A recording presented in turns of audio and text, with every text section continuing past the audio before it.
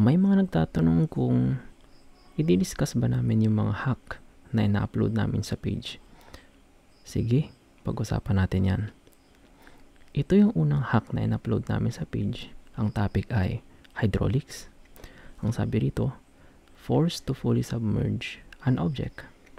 O ito yung pwersang kailangan para mailubog yung buong volume ng object sa ilalim ng fluid. Ito yung formula. F o yung submersive force equal daw siya sa change in unit weight times yung volume ng object na lulubog. Sige, para malaman kung paano gamitin to, mag-solve tayo ng sample problem.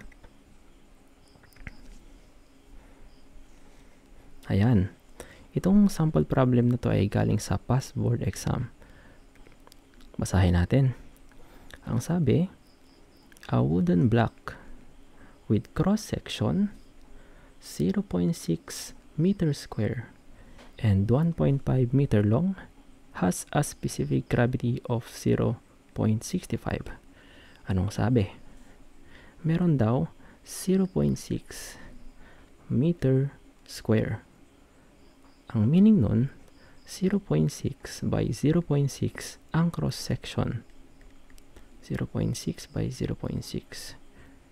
Ang 0.6 meter square ay yung dimension at hindi yung area.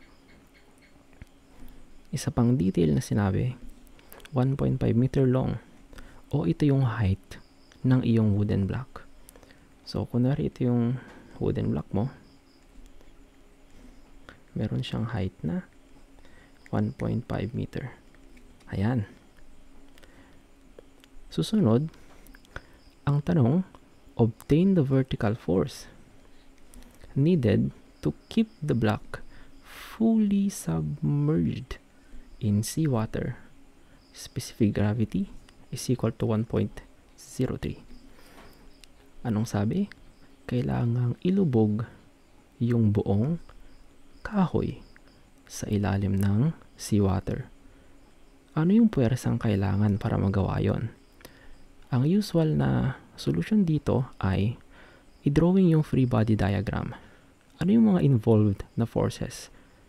Siyempre, yung weight ng iyong wood.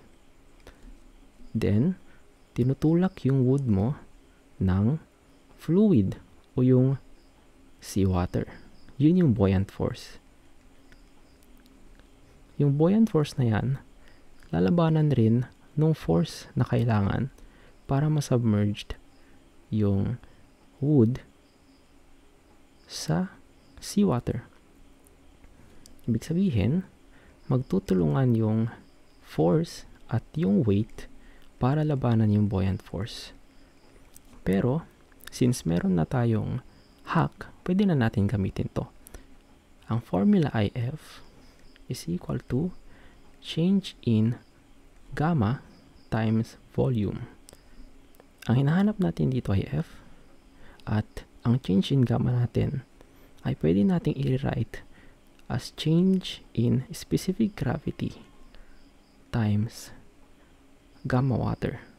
Since ang specific gravity times gamma water ay equal sa gamma ng substance. I-multiply natin to sa volume. Okay, substitute na natin yung values. Ang change in specific gravity natin ay 1.03 para sa seawater minus yung specific gravity ng wood, 0.65. Ang unit weight ng water ay 9.81. Then, ang volume ng wood ay yung cross-sectional area, 0.6 square times 1.5 meter para sa height. Ang makukuha nating sagot dito ay 2.013 kilonewtons. Ayan.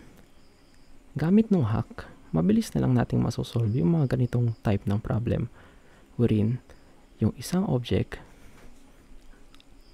ay kailangang fully submerge sa isang liquid. Yun lang. Thank you.